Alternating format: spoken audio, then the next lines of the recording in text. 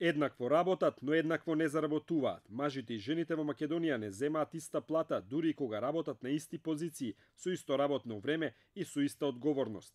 Истражувањето на Finance Think покажува дека во просек жените со исто образование како и мажите земаат помала плата за околу 12,5%.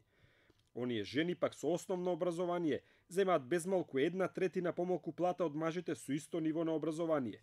Статистиката покажува дека во Македонија има повеќе жени магистри и доктори на науки отколку мажи, но сепак на крајот највисоките позиции се резервирани за мажите. Каде лежи проблемот кога има безмалку изброј на мажи и жени? Иста е половата структура во основно и средно образование, а дури предноста е на страната на жените кога се анализираат бројките на запишани на факултет.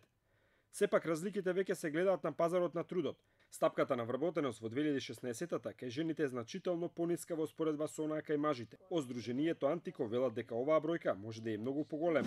Околу 56% од жените се неактивни во пазарот на трудот, што значи не се пријавуваат во агенцијата за вработување, не се врши евиденција.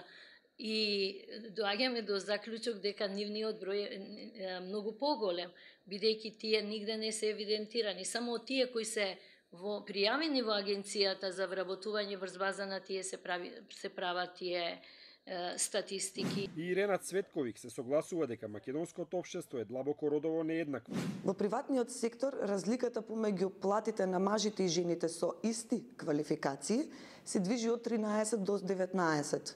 Тој процент е помал во јавниот сектор, но можноста за напредување бара поголема вклученост или ангажман од страна на кандидатите.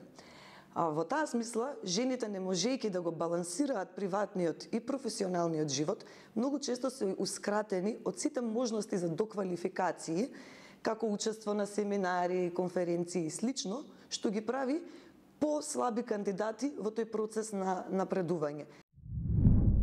Според Државниот завод за статистика, во Македонија има 100.000 повеќе вработени мажи отколку жени. Бројот на мажи работодавци наспроти жените е за 4 пати поголем, а скоро исто толкова е разликата на мажи вработени на собствена сметка наспроти жени. Од друга страна пак, за 10.000 е поголем бројот на жени кои се неплатени семејни работници наспроти мажите. Според НЕБИУ, во Македонија има јасна поделба на женски и машки професии. Професиите се поделени на машки и женски професии, условно речено.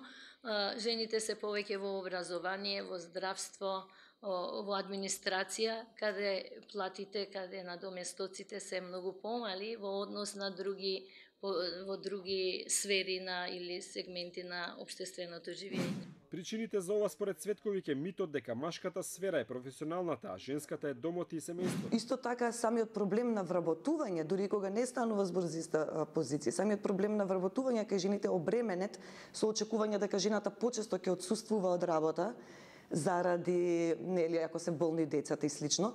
Од она што го имам како искуство во работата е многу често платите се намалуваат на жените заради тоа.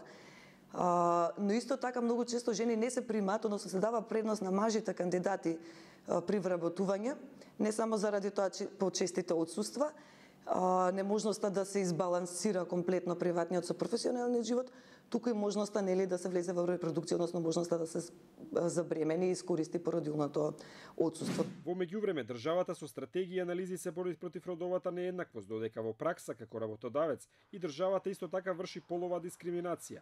Во владата на Заев покрај премиерот има и 26 министри, од кои само 4 се жени. Ако се анализираат именувањата на директори на државни институции, ќе се видат огромни разлики. Владата лани во август во еден ден именуваше 68 функционери и директори на органи, државни управи и казнено-поправни установи, од кои 59 беа мажи, а само 9 жени. Кон крајот на февруари, вице-премиерот задолжен за спроведување на рамковен договор, Хазбилика објави дека од редовите на ДУИ се именувани 27 директори и заменик директори на државни институции. Од нив само една беше жена. Цветковик вели дека и во секторот образование има ваква разлика. Како одиме погоре, на секоја погорна позиција на МОК тој процент опаѓа. Деканската управа веќе голем процент помалку жени наспроти мажи, декани многу малку жени наспроти мажи и веќе во ректорската управа и ректоратот Република Македонија имала само една жена ректор, на пример. Во однос на намалувањето на разликите во платите од Finance Think како можни решенија ги нудат воведување флексибилно работно време, право за скратено работно време на родител на новородено дете, развивање на вештините кај жените и нивна подршка во субвенционирано отворено предпријатие. Од Антико смета дека потребно е да се работи на информирање на оние жени кои не се економски активни. Свеста за дека жените треба да се вработат и нивната улога и придонес во буџетот на семејството не се перцепира како так. Значи, кој ќе им даде? Сите очекувања се од државните институции да бидат, не да развијат некои собствени бизниси, некои да се занимаваат, меѓутоа се очекуваат од државата, имаат лоша перцепција за Агенцијата за вработување. Сметаат дека они се надлежни да им најдат работа, иако они се само посредници. Во меѓувреме, додека се прават стратегии како жените да им се приближат на мажите во однос на нивните можности, во Македонија ќе пројде уште еден празник на жените, каде тие барем за еден ден ќе се почувствуваат привилегирани.